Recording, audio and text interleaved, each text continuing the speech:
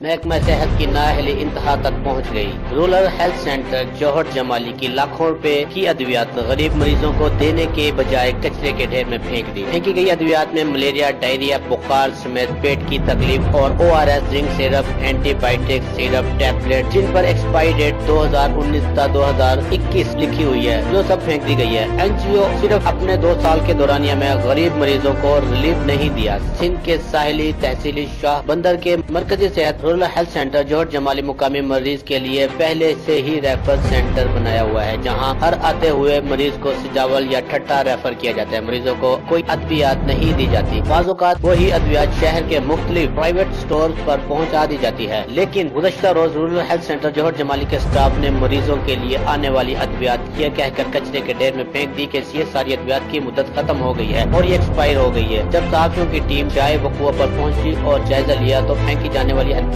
جن پر expiry date 2019 سے 2021 لکھی ہوئی تھی، پھینکی جانے والی ادویات ملیریا، ڈائریا، بخار اور خارش سمیت پیٹ کی تکلیف کے سیرپ اور ٹیبلٹ بھی شامل تھی۔ اینٹی بائیوٹک سیرپ اور دیگر ادویات موجود تھی۔ اس سلسلے میں ہسپتال کے موجود عملے سے ادویات پھینکنے کا سبب معلوم کیا تو ان کا کہنا تھا کہ ساری ادویات کی مدت ختم ہو گئی ہے، جس کی وجہ سے انہیں پھینکنا پڑا۔ دوسری جانب شہر کے رہائشیوں اور سیاسی شخصیات نے ہسپتال کے عملے کے اس رویے سے سخت اظہار کرتے ہوئے کہا کہ مرد NGO نے مقامی لوگوں کو صحت کا کوئی ریلیف نہیں دیا، جبکہ مریضوں کے نام پر آنے والی ادویات اس طرح پھینکنے کا یہ سبب انہوں نے اعلیٰ حکام سے مطالبہ کیا ہے کہ رورل ہیلتھ سینٹر جوہر جمالی کے سٹاف کے خلاف قانونی کارروائی کی جائے، ہسپتال کے نظام کو بہتر بنایا جائے۔ اسی صورت میں احتجاج کا ادارہ وسیع کیا جائے گا۔ کیمرہ مین ٹیم کے ہمراہ صادق سولنگی، راج نیوز، جوہر جمالی۔